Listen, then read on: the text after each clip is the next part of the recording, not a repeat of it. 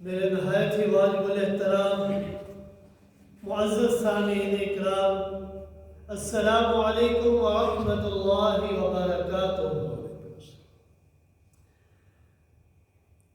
آج کی اس بابرکت جمعہ المبارک کی نشست میں مجھے آپ حضرات کے سامنے اس عنوان پر لب کشائی کرنے کی سعادت حاصل ہوئی ہے۔ وہ عنوان بڑا ہی لاجواب اور بے مثال عنوان ہے۔ آپ نے علماء کرام سے اکثر سنا ہوگا کہ قرآن مجید یہ ایک معجزہ ہے۔ قرآن مجید یہ معجزہ ہے۔ معجزہ کس کو کہا جاتا ہے؟ معجزے کا معنی کیا ہے؟ معجزے کا معنی ہے عاجز کر دینے والا، یعنی کوئی ایسا کام کہ جس کے کرنے سے دوسرے لوگ عاجز ہو جائیں۔ معجزہ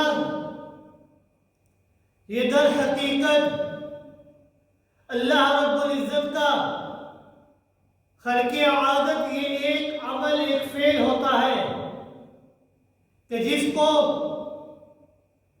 اللہ رب العزت اپنے نبی کی صداقت کے اظہار کے لیے اس کے ہاتھ پر ظاہر فرما دیتے ہیں۔ جب ایک خدائی کام ایک نبی کے ہاتھ پر ظاہر ہوتا ہے تو ظاہر سی بات ہے کہ اس نبی کو اللہ کے ساتھ ایک خصوصی قرب کا تعلق حاصل ہے، اور اسی تعلق کا نام نبوت اور رسالت رکھا جاتا ہے۔ ہر نبی کو اللہ رب العزت نے بڑے بڑے معجزات عطا فرمائے۔ اسی طرح اللہ رب العزت نے جناب محمد رسول اللہ صلی اللہ علیہ وآلہ وسلم کو بھی بے شمار معجزات عطا فرمائے، مگر ان تمام معجزات میں سے ایک شاہکار معجزہ ہے، اور وہ معجزہ اور کوئی نہیں بلکہ قرآن مجید ہے۔ قرآن مجید یہ ایک علمی معجزہ ہے۔ دیگر انبیاء کو اللہ رب العزت نے جتنے بھی معجزات عطا فرمائے تھے وہ سارے کے سارے معجزات عملی تھے۔ قرآن مجید یہ ایک دائمی معجزہ ہے، جبکہ دیگر انبیاء کے معجزات وہ وقتی تھے۔ جس طرح دیگر انبیاء کی نبوت اور رسالت وہ وقتی ہی اپنی اپنی امت کے وقت تک تھی، اسی طرح ان کے معجزات بھی اپنے اپنے وقت تک تھے۔ چونکہ ہمارے پیغمبر آقا دو جہان سرور کائنات جناب محمد رسول اللہ صلی اللہ علیہ وآلہ وسلم کی نبوت اور رسالت دائمی ہے، اسی لیے آپ صلی اللہ علیہ وآلہ وسلم کی دلیل بھی، معجزہ بھی دائمی ہے۔ یہ قرآن مجید یہ دائمی معجزہ ہے، قیامت کی صبح تک باقی رہے گا۔ کفار نے جب بھی آقا دو جہاں سے بار بار اعتراض کیا کہ وہ ہمارے طلب کردہ معجزات ہمیں کیوں نہیں دیتے، ہمیں کیوں نہیں دکھاتے، اللہ رب العزت نے ان کے اس منظر کو قرآن مجید کے اندر اس انداز میں پیش فرمایا، لولا انزل علیہ آیات من ربی، کہ وہ ہمارے طلب کردہ معجزات کیوں نہیں دیتے، دکھاتے۔ تو اللہ رب العزت نے جواب دیا کہ اے میرے محبوب پاک پیغمبر صلی اللہ علیہ وآلہ وسلم، آپ عوام کو جواب دے دیجئے انما الآیات عند اللہ، کہ معجزات نشانیاں دکھانا یہ میں محمد کا کام نہیں ہے. یہ معجزات دکھانا، معجزات دینا، نشانیاں دکھانا یہ اللہ کے ہاتھ میں ہے. اللہ کا فعل، اللہ کا عمل ہے. کیوں؟ کیونکہ میں نے تو کوئی الوہیت کا دعویٰ نہیں کیا، میں نے کوئی معبودیت کا دعویٰ نہیں کیا، میں نے تو صرف دعویٰ کیا ہے انما انا نذیر مبین، کہ میں واضح ڈرانے والا بنا کر بھیجا گیا ہوں، میں نذیر مبین بنا کر بھیجا گیا ہوں. اللہ رب العزت نے ارشاد فرمایا کہ یہ کفار جو ہمہ وقت آپ سے معجزات طلب کرتے رہتے ہیں، کیا ان کے لیے یہ نشانی، یہ معجزہ کافی نہیں ہے کہ ہم نے آقا دو جہاں جناب محمد رسول اللہ صلی اللہ علیہ وآلہ وسلم کے اوپر اپنی عظیم الشان کتاب قرآن مجید کو نازل فرمایا ہے؟ وہ قرآن جنہیں وہ پڑھ پڑھ کر ان کو سنایا کرتے ہیں. بے شک اس کتاب کے اندر رحمت ہے، ہدایت ہے، نصیحت ہے، برکت ہے اہل ایمان والوں کے لیے. گویا کہ اللہ رب العزت یہ فرمانا چاہتے ہیں کہ یہ جو تم میرے معجزات طلب کرتے ہو، قرآن کے اندر ہی غور کر لو، یہی سب سے بڑا معجزہ ہے. یہ معجزہ ہر وقت تابندہ اور روشن ہے اور اپنی تحدی کے ساتھ موجود ہے. بار بار نئی سے نئی چیزیں اس کے اندر سے نکلتی رہتی ہیں. اگر ہم قرآن مجید کے اندر غور و فکر کریں تو قرآن مجید کئی حیثیتوں سے، کئی لحاظ سے معجزہ ہے. چند باتیں عرض کروں. قرآن مجید یہ ایک معجزہ ہے بلاغت کے لحاظ سے، یہ بڑی فصیح و بڑی کتاب ہے. قرآن مجید فصاحت و بلاغت کے لحاظ سے معجزہ ہے.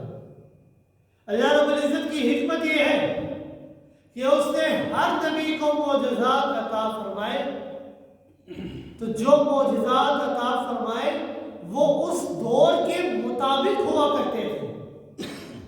یہ نہیں کہ اس زمانے کے اندر چیز کوئی اور چل رہی، معجزہ کوئی اور عطا کرتی. اللہ رب العزت نے جتنے بھی انبیاء کو معجزات عطا فرمائے وہ معجزات ان کے دور اور ان کے زمانے کے مطابق ہی تھے. سیدنا موسیٰ علیہ السلام کے زمانے کے اندر جادو کا بہت زور تھا اور یہ فن پورے عروج پر تھا. ملک کے اندر لاکھوں آدمی جادو کرتے. اللہ رب العزت نے سیدنا موسیٰ علیہ السلام کو عصا اور ید بیضا کا معجزہ عطا فرما دیا. فرعون نے اسے جادو سے تعبیر کیا اور جادوگروں کو مقابلے میں لا کھڑا کیا، اور انہوں نے جب اپنا کام دکھایا، اپنی لاٹیاں، اپنی رسیاں زمین پر ڈالی تو وہ سارے سانپ بن گئے. اللہ رب العزت نے سیدنا موسیٰ علیہ السلام کو تسلی دی کہ اے موسیٰ گھبرانے کی ضرورت نہیں ہے. قُلْنَا لَا تَخَفْ، اے موسیٰ گھبرانے کی ضرورت نہیں ہے. اِنَّكَ أَنْتَ الْأَعْلَىٰ، میں اللہ ہمیشہ آپ کو ہی بلند کروں گا. وَأَلْقِ مَا فِي يَمِينِكَ تَلْقَفُ مَا صَنَعُوا، اور آپ کے دائیں ہاتھ میں جو ہے اسے پھینک دو. انہوں نے جو کچھ بنایا ہے وہ ساری کی ساری چیزوں کو نگل جائے گی. سیدنا موسیٰ علیہ السلام نے اپنا عصا زمین پر پھینکا تو ایک بہت بڑا عصا بن گیا جو سارے جادوگروں کی رسیوں کو، سانپوں کو کھا کر کے لگے.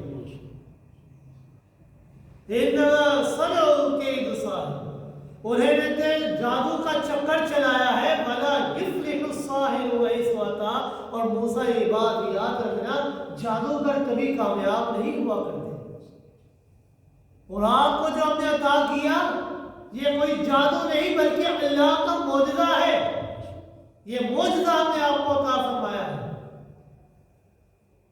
سیدنا موسیٰ علیہ السلام کی لاٹھی کام بن کر ان کا وہ سارا کرشمہ ختم کر دیا، تو پھر آپ نے جو ہاتھ لگایا تو وہ سوٹی بن گئی، وہ عصا واپس بن گیا۔ فَأُلْقِيَ السَّحَرَةُ سُجَّدًا قَالُوا آمَنَّا بِرَبِّ هَارُونَ وَمُوسَىٰ۔ تو سارے کے سارے جادوگر جب انہوں نے اس معجزے کو دیکھا فوراً سجدہ ریز ہو گئے اور ایک اعلان کیا، آمنا برب ہارون و موسیٰ، ہم ہارون اور موسیٰ علیہ السلام کے رب کے اوپر اب ایمان لے۔ سیدنا موسیٰ کو معجزہ عطا فرمایا زمانے کے مطابق۔ سیدنا عیسیٰ علیہ السلام کے دور میں طبابت اور حکمت کا بہت زور تھا، بڑے بڑے نامور اطباء موجود تھے، انہوں نے اپنے فن کے اندر عروج کو پہنچا دیا تھا، اپنے فن کو لوگوں کو برتائے حیرت میں ڈال رکھا تھا، بڑے بڑے اصل علاج امراض کو انہوں نے اس کا علاج دریافت کر لیا تھا، بڑی بڑی بیماریوں کا علاج دریافت کر چکے تھے، وہ نفس پر ہاتھ رکھتے تو فوراً بتا دیتے کہ آپ ابھی کیا کھا کر آئے، اتنے بڑے بڑے حکیم تھے۔ بعض اوقات تو بالکل قریب المرگ انسان ہوتا تو اس کا ایسا علاج کرتے وہ بالکل صحت یاب ہو جایا کرتا۔ اللہ رب العزت نے سیدنا عیسیٰ علیہ السلام کو اسی نوعیت کے معجزات عطا فرمائے۔ یہ لوگ نبض پر ہاتھ رکھتے تھے کہ تم ابھی کیا کھا کر آئے ہو، اللہ رب العزت نے سیدنا عیسیٰ علیہ السلام کو یہ معجزہ عطا فرمایا کہ صرف اتنی بات نہیں کہ بلکہ سیدنا عیسیٰ علیہ السلام بغیر ہاتھ لگائے بتا دیا کرتے تھے کہ تم ابھی کیا کھا کر آئے۔ صرف اتنی بات نہیں بلکہ یہ بھی بتا دیا کرتے تھے کہ تم گھر کے اندر ابھی کیا ذخیرہ کر کے آئے ہو، کیا چھوڑ کر آئے ہو، کتنا کھایا ہے اور کتنا چھوڑ کر آئے ہو۔ وَأُنَبِّئُكُم بِمَا تَأْكُلُونَ وَمَا تَدَّخِرُونَ فِي بُيُوتِكُم، کہ وہ بغیر ہاتھ لگائے بتا دیتے تھے اور یہ بھی بتا دیتے کہ کتنا بچا ہے۔ وہ حکماء باوجود اپنی ذاکت و مہارت کے بعض امراض کا علاج نہیں کر سکتے تھے، ان بیماریوں کے علاج سے وہ عاجز ہوا کرتے تھے، جیسے برس کی بیماری تھی، پائلز، اس کا وہ علاج نہیں کر سکتے تھے، مادرزاد اندھے کو بینا نہیں کر سکتے تھے۔ سیدنا عیسیٰ علیہ السلام کو اللہ رب العزت نے یہ معجزہ عطا فرمایا کہ وہ برس کی بیماری والے بندے کے اوپر اور مادرزاد اندھے کے چہرے کے اوپر اپنے ہاتھ کو پھیرتے تھے تو وہ بالکل صحت یاب ہو جایا کرتا تھا۔ وَأُبْرِئُ الْأَكْمَحَ وَالْأَبْرَصَ، کہ وہ برس کی بیماری کو دور کر دیا کرتے تھے اور مادرزاد اندھے کو بھی بینا کر دیا کرتے تھے۔ ان حکماء کی ساری مہارت مریض کی موت سے پہلے تھی، پہلے کام آیا کرتی تھی، مرنے کے بعد تو وہ کچھ بھی نہ کر سکتے تھے، لیکن سیدنا عیسیٰ علیہ السلام کو اللہ رب العزت نے یہ معجزہ عطا فرمایا کہ وہ مردے کو حکم دیتے کہ کھڑا ہو جا تو وہ مردہ بھی اللہ کے حکم سے کھڑا ہو جاتا۔ وَأُحْيِي الْمَوْتَى بِإِذْنِ اللَّهِ، مردہ بھی کھڑا ہو جاتا اللہ کے حکم کے ساتھ۔ سیدنا عیسیٰ علیہ السلام کو معجزہ عطا فرمایا تو ان کے زمانے کے مطابق، سیدنا موسیٰ کو معجزہ عطا فرمایا تو ان کے زمانے کے مطابق، اسی طرح آقا دو جہان سرور کائنات جناب محمد رسول اللہ صلی اللہ علیہ وآلہ وسلم کو معجزہ عطا فرمایا تو ان کے زمانے کے مطابق عطا فرمایا۔ اس دور کے اندر فصاحت و بلاغت کا بڑا زور تھا، اہل عرب اپنی زبان داری کے اوپر بڑا ہی فخر کیا کرتے، بڑا غرور کیا کرتے تھے، بڑا ناز تھا، اتنا ناز تھا کہ وہ غیر عربی لوگ جو عربی بولنا نہیں جانتے تھے ان کو اجمی کہا کرتے تھے، اور اجمی کہتے ہیں گونگے لوگ، گونگے کو، ان کو گنگا کہا کرتے تھے۔ نثر و نظم میں وہ اپنی مثال آپ تھے، ان کو اتنی کثیر تعداد میں پڑھنا لکھنا نہ جانتے تھے، مگر بولنے کا فن ان کے پاس موجود تھا۔ شاعری گویا کہ ان کی فطرت کے اندر اللہ نے رکھ دی تھی۔ بڑے بڑے اجتماعات میں وہ شعراء اپنا کلام پیش کیا کرتے تھے اور لوگوں سے داد تحسین وصول کیا کرتے تھے۔ بڑے میں بڑے ان کے چھوٹے چھوٹے بچے بھی فطرتاً اس فن کے اندر بڑا ہی طولہ کو حاصل تھا، حتیٰ کہ ان کی عورتوں کو بھی بڑے بڑے شعراء کو مات دے دیا کرتی تھی۔ خنسا نامی عورت جو بہت بڑی شاعرہ تھی، حضرت حسان کے بن ثابت رضی اللہ تعالیٰ کے 2 شعروں کے اندر 8 ادبی غلطیاں انہوں نے نکالی تھی۔ اتنے بڑے بڑے شعراء تھے، بڑے بڑے قصیدے لکھا کرتے تھے اور کعبۃ اللہ کے ساتھ لٹکا دیا کرتے تھے کہ اگر ان کا کوئی مقابلہ کر سکتا ہے تو کر کے دکھا دے۔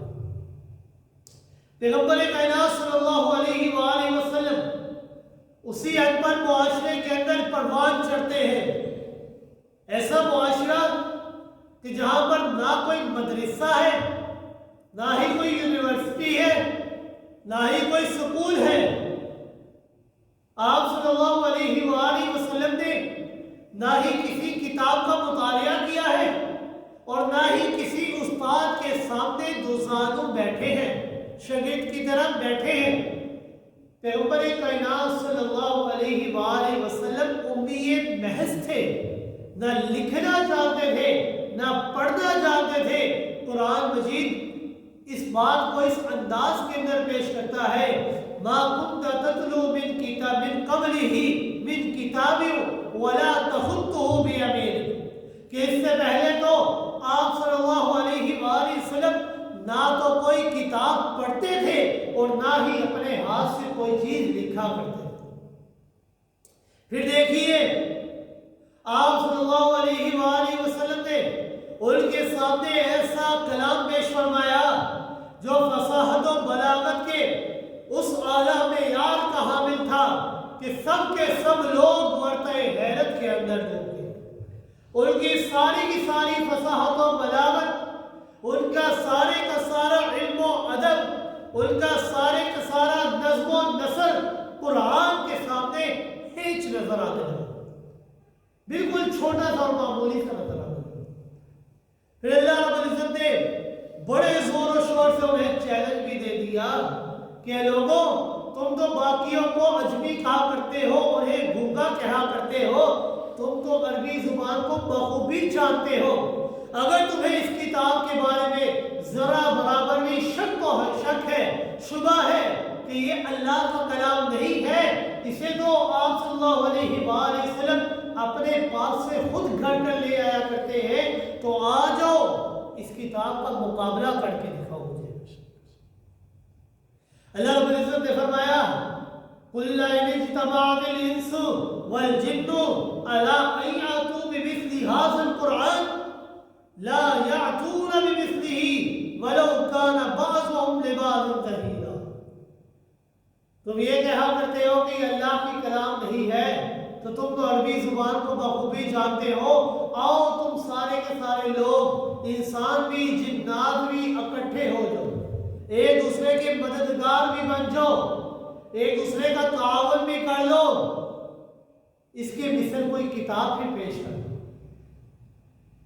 پھر اللہ رب العزت نے جواب بھی خود ہی دے دیا، لا یاتون بمثلہ، وہ سارے اکٹھے کیوں نہ ہو جائے، ایک دوسرے کی مدد بھی کیوں نہ کر لے، لا یاتون بمثلہ، وہ اس کتاب کی مثل کتاب نہیں پیش کر سکتے۔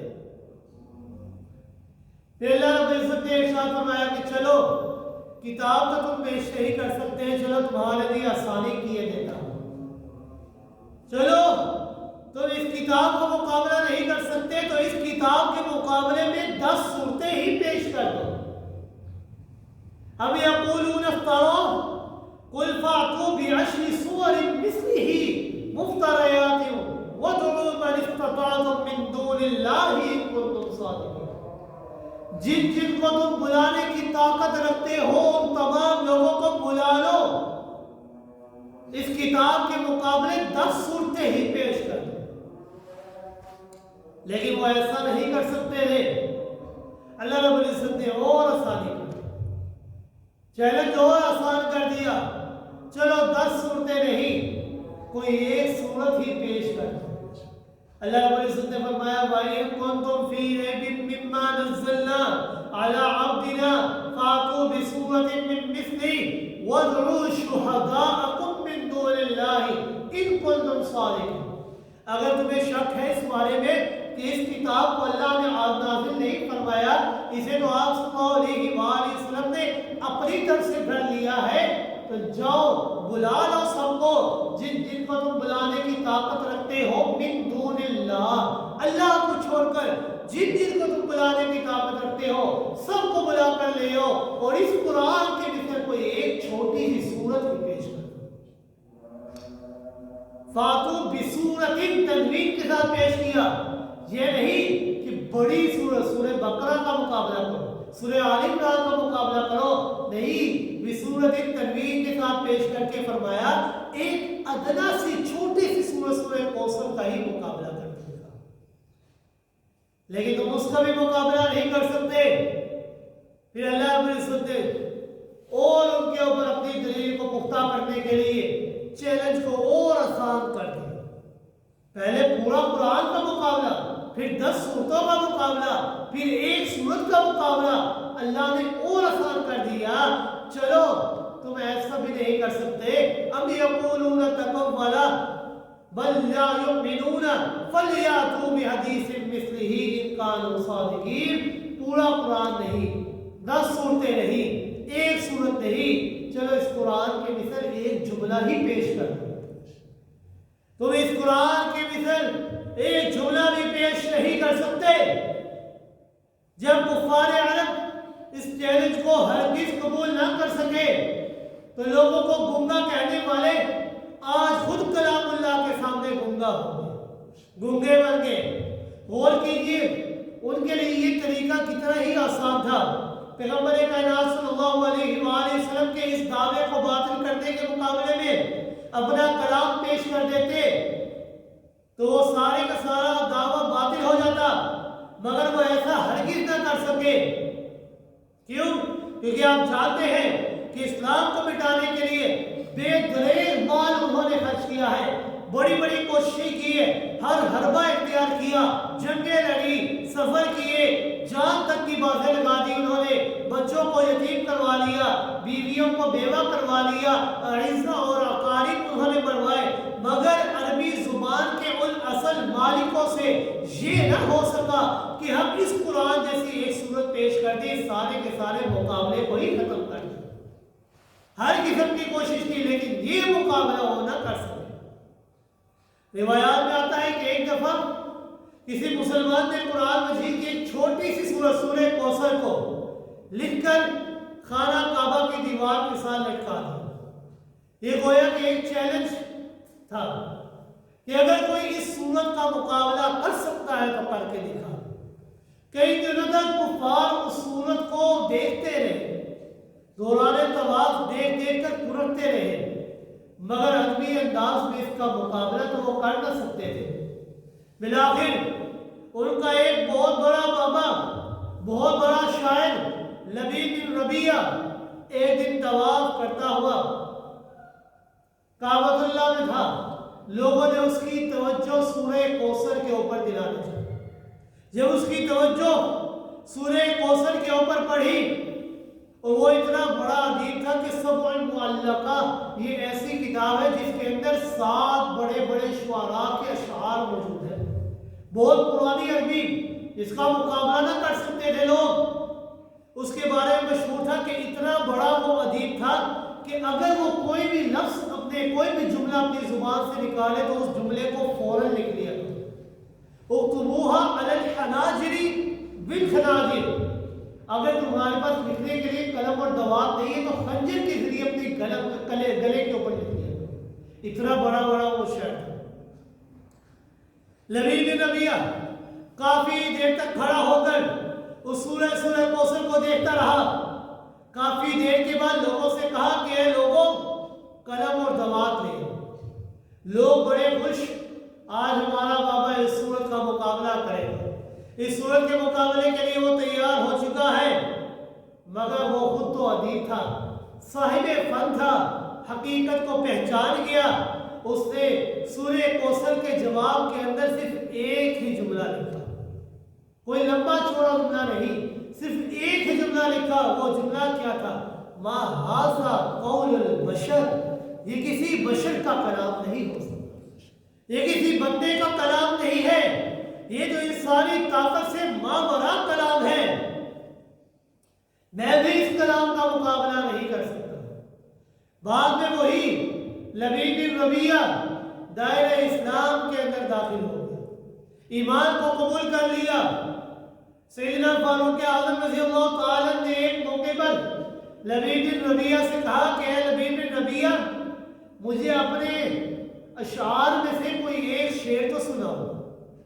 لبید بن ربیعہ فوراً کہنے لگا، نانا فاروق اعظم رضی اللہ تعالیٰ، مجھے شرم آتی ہے کہ قرآن کے ہوتے ہوئے میں اپنا کلام پیش کروں. میں اپنا کلام پیش نہیں کر سکتا کیونکہ اب ہمارے پاس قرآن آ گیا ہے.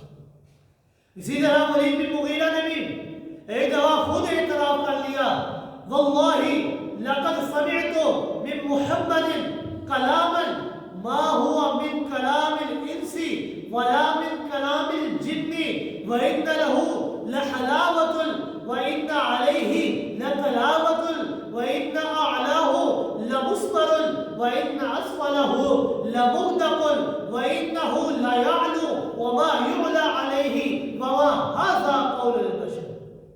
ولید بن مغیرہ نے کہا کہ میں نے جناب محمد رسول اللہ صلی اللہ علیہ وآلہ وسلم سے ایک ایسا کلام سنا ہے کہ جو کسی انسان کا کلام نہیں ہے.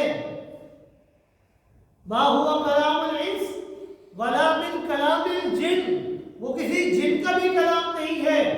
اس کلام کے اندر بڑی مٹھاس ہے، اس کے اوپر بڑی طرح تازگی ہے، اس کی شاخیں پھلدار ہیں، اس کی جڑیں انتہائی مضبوط ہے.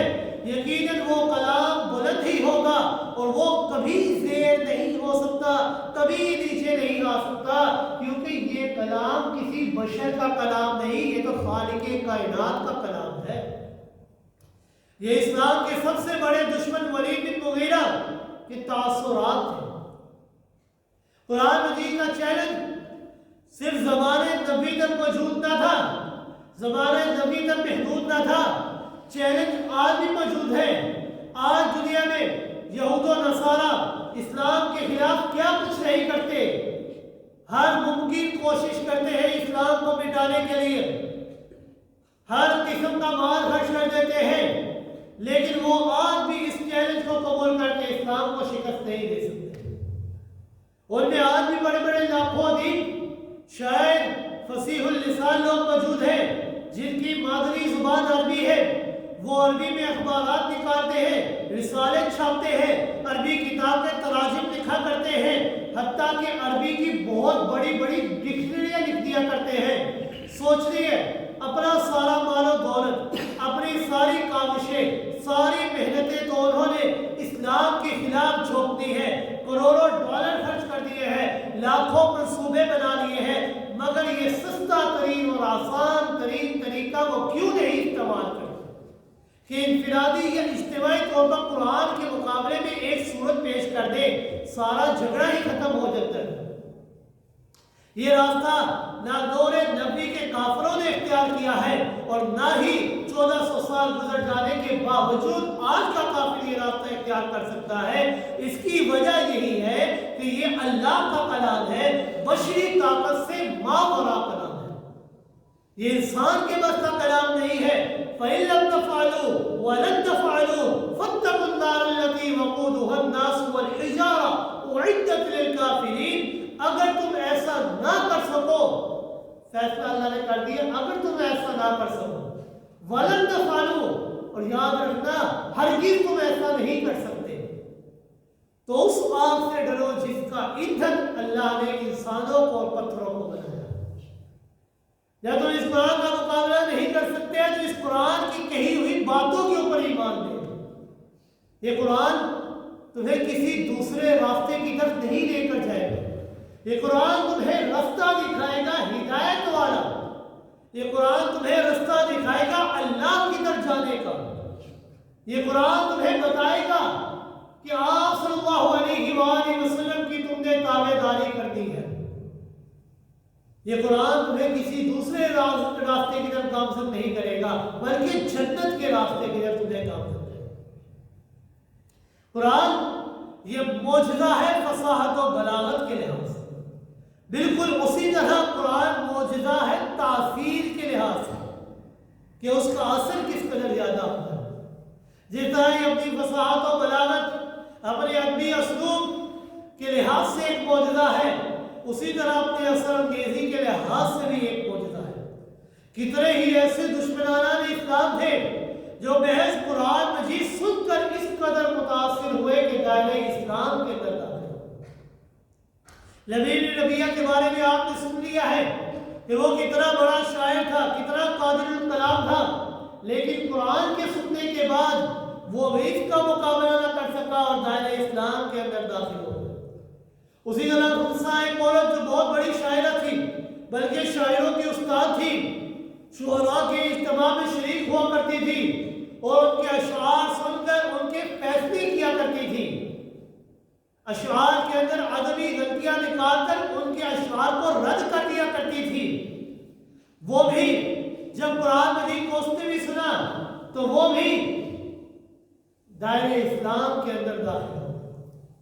یہ اتنی بڑی مرثیہ وہ شاعرہ تھی کہ اس کا ایک ایک شعر سن کر لوگ تڑپ رہا کرتے، تڑپنے لگ جایا کرتے تھے، مگر جب اس نے قرآن مجید کو سنا تو اتنی متاثر ہوئی کہ ایمان لے، اور پھر ساری عمر اس نے اپنی زبان سے ایک بھی شعر نہ نکالا، اور یہی کہتی رہی کہ مجھے شرم آتی ہے کہ قرآن کی موجودگی میں اپنا کلام کیسے پیش کروں۔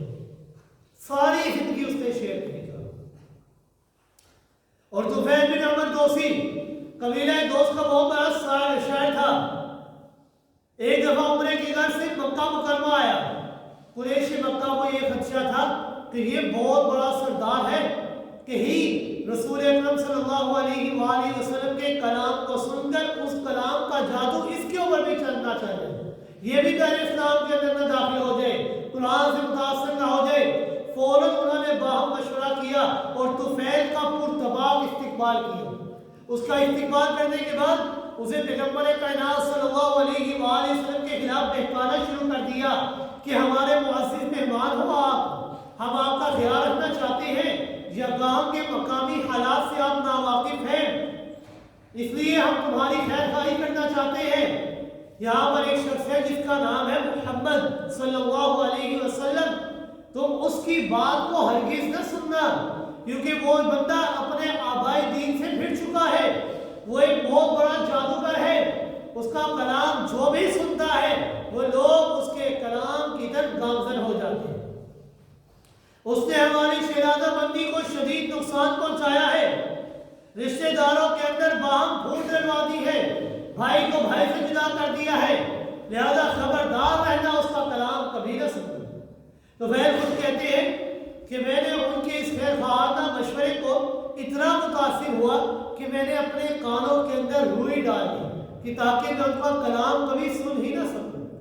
لیکن ایک دن اللہ کا کرنا ایسا تھا کہ طفیل حرم کعبہ میں جاتے ہیں تو وہاں پر پیغمبر کائنات صلی اللہ علیہ وآلہ وسلم نماز پڑھتے ہیں اور نماز کے اندر قرآن کی تلاوت کر رہے ہوتے ہیں۔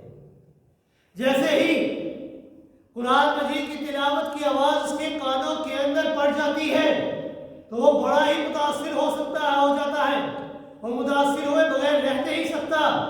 اس کے قلب دل کے اندر اتنی ٹھنڈک پہنچتی ہے کہ اس سے قبل اتنی ٹھنڈک اس کے دل کو کبھی نہ پہنچی۔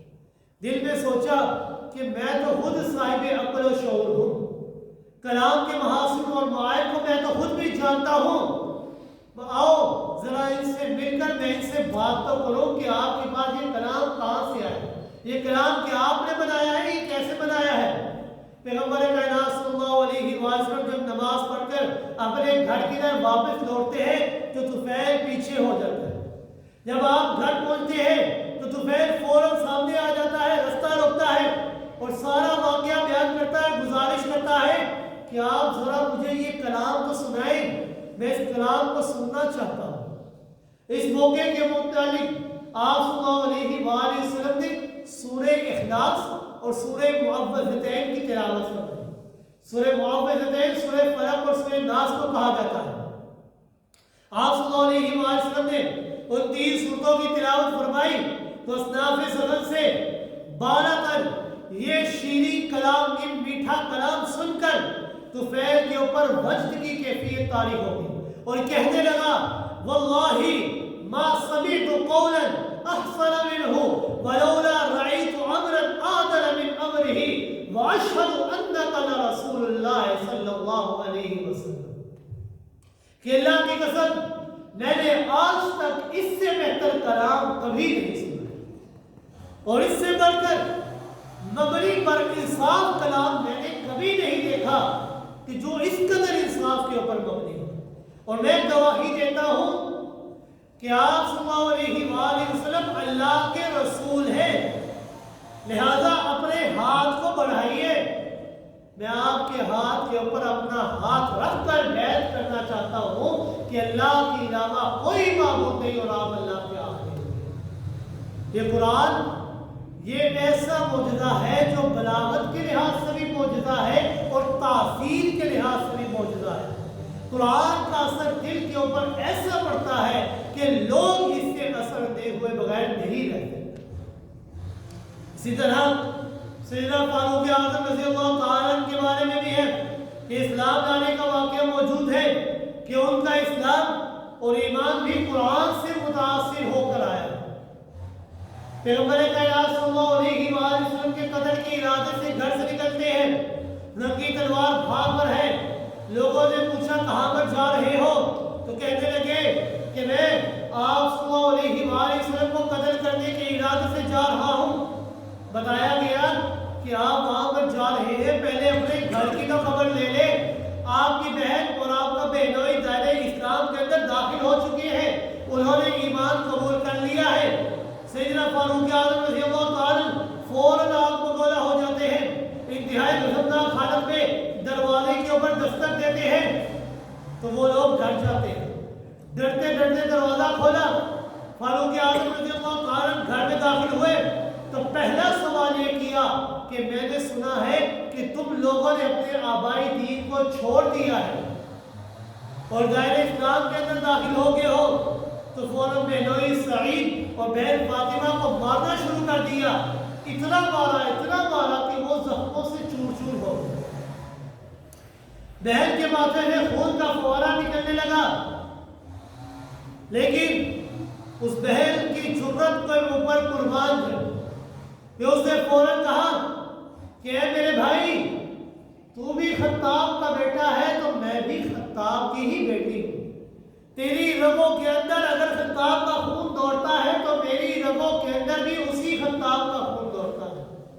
تو مارتا ہوا تھک جائے گا، میں مار کھاتے ہوئے نہیں تھکوں گی، یہ یاد رکھنا میں اسلام کو کبھی نہیں چھوڑوں۔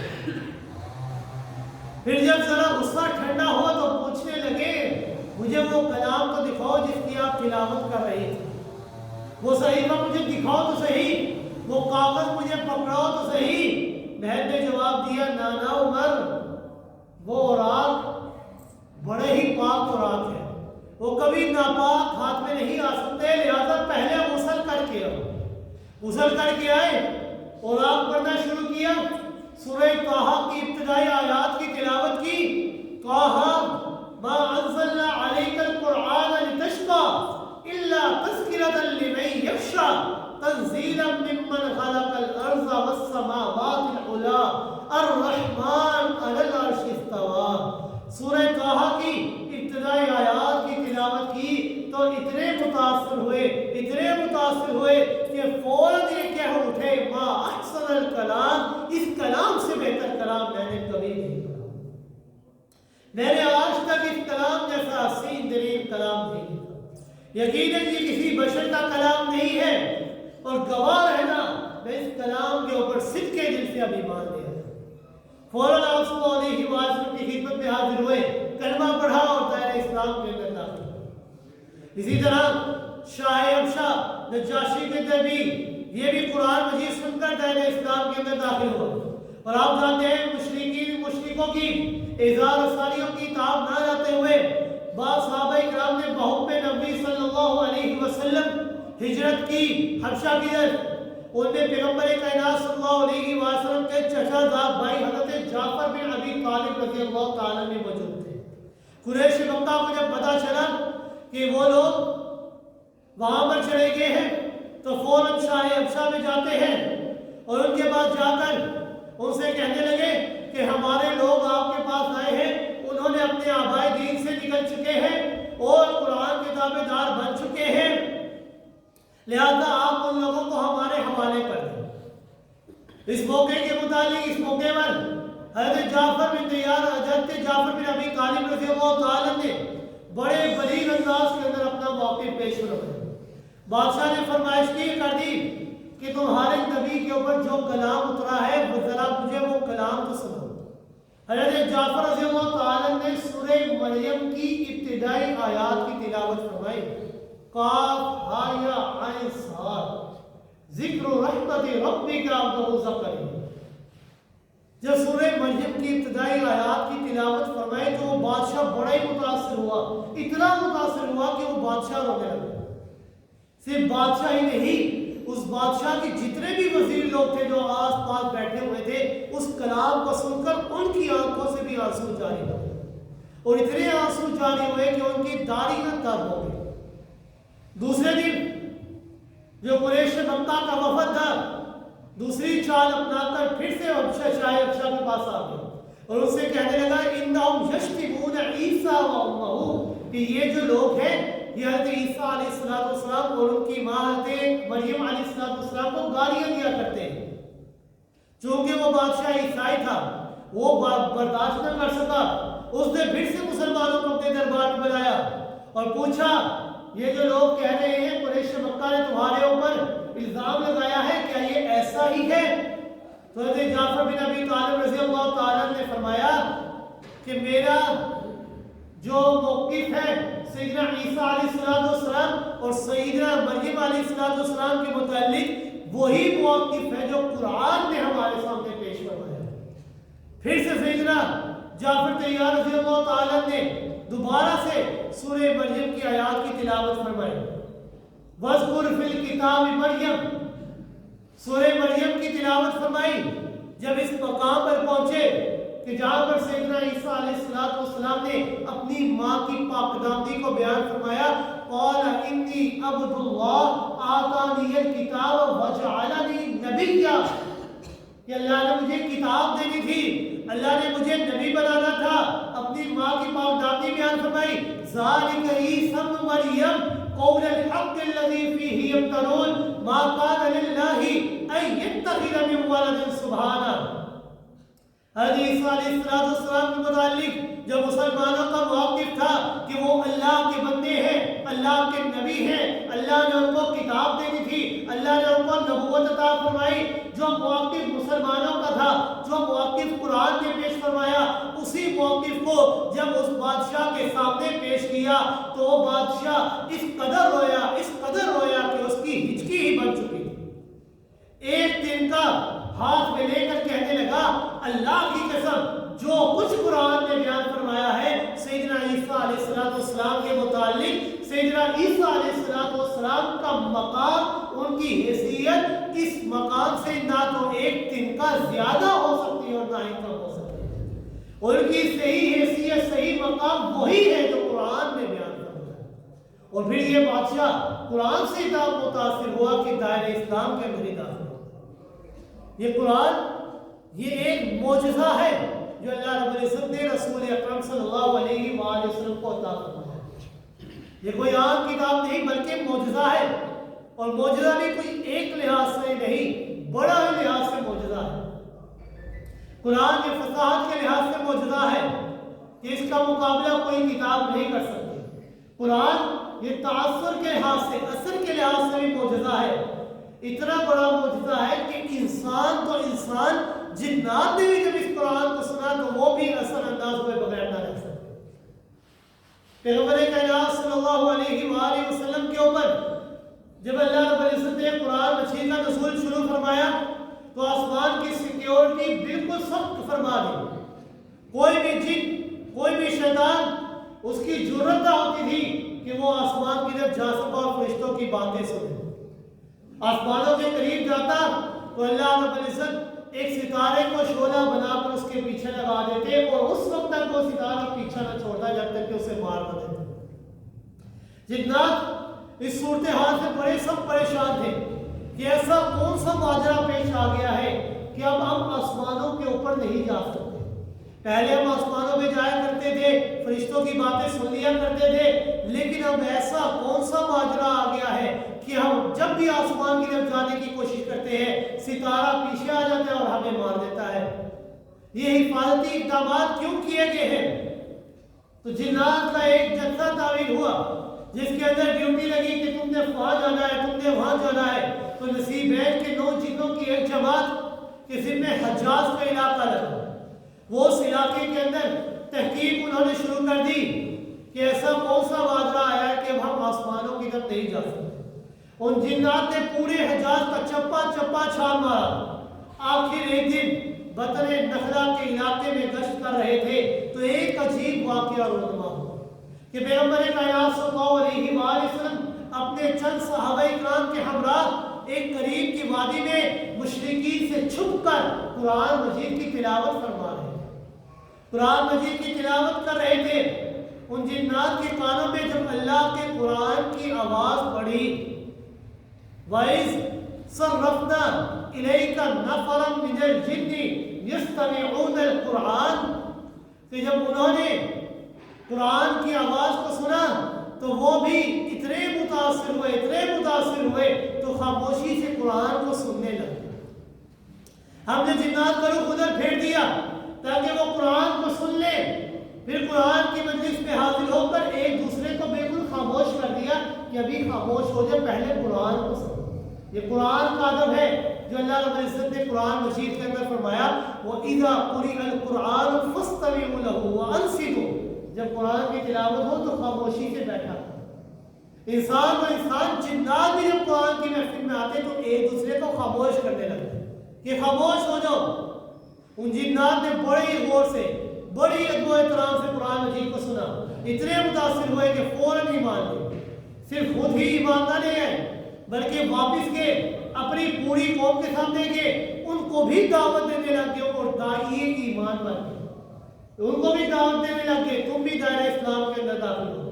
اللہ رب العزت نے ان کی دعوت کو قرآن کا حصہ بنایا اور فرمایا، اِنَّا سَمِعْنَا قُرْآنًا عَجَبًا يَهْدِي إِلَى الرُّشْدِ فَآمَنَّا بِهِ وَلَن نُشْرِكَ بِرَبِّنَا أَحَدًا، کہ ہم نے بڑا ہی عجیب و غریب کلام سنا ہے، ایسا عجیب و غریب کلام سنا ہے کہ اس کا اثر ہمارے اوپر اس قدر زیادہ ہوا ہے کہ ہم اپنے رب کے اوپر اب ایمان لے گئے۔ وَلَن نُشْرِكَ بِرَبِّنَا أَحَدًا، اور اب ہم اپنے رب کے ساتھ کسی کو شریک نہیں ٹھہرائیں۔ ذرا اندازہ لگائیے، جنات جن کے اندر خیر کی نسبت شر زیادہ بڑا ہوا ہے، ان کی نسبت، ان کے اندر شر کا مادہ زیادہ ہے، جب انہوں نے بھی قرآن مجید کو سنا تو وہ بھی قرآن سے متاثر ہو کر دائرہ اسلام کے اندر داخل ہوئے۔ یہ قرآن مجید کی ایک معجزہ ہے اور بہت زیادہ لحاظ سے معجزہ ہے۔ قرآن کے فساد کے لحاظ سے معجزہ ہے، قرآن کی تاثیر کے لحاظ سے معجزہ ہے، قرآن حفاظت کے لحاظ سے معجزہ ہے۔ قرآن یہ اللہ رب العزت کی لاریب اور بے عیب کتاب ہے جو اللہ رب العزت نے آپ صلی اللہ علیہ وآلہ وسلم کے اوپر نازل فرمائی اور جو ان کے دور کے مطابق کا معجزہ تھا۔ لہذا اب ہمیں چاہیے کہ اس قرآن کے اندر غور و فکر کریں، اس قرآن کو پڑھا کریں تاکہ اس کا اثر جب ہمارے دلوں کے اوپر پڑے گا کہ قرآن ہمیں بھی راہ ہدایت کی طرف گامزن کر دے، کیونکہ یہ کتاب یہ ایسی کتاب ہے جو تمہیں جہنم کا راستہ نہیں دکھاتی جو تمہیں باطل کا راستہ نہیں دکھاتی، جو راستہ دکھاتی ہے تو صرف ایک راستہ، جنت کا راستہ دکھاتی ہے، اللہ کی طرف گامزن ہونے کا راستہ دکھاتی ہے کہ تم نے رسول اکرم صلی اللہ علیہ وآلہ وسلم کی تابع داری کرنی ہے، کیونکہ جب ان کے تم تابع دار بن جاؤ گے تو تم اللہ کی عبادت کرنے والے بن جاؤ گے، جب اللہ کی عبادت کرنے والے بن جاؤ گے تو راہ ہدایت کی طرف چل پڑو گے، اور جب راہ ہدایت کی طرف تم چل پڑو گے تو جنت تمہیں خود بخود ہی مل جائے گی۔ لہذا اس قرآن کے اوپر عمل کرنا ہوگا۔ اللہ رب العزت سے دعا ہے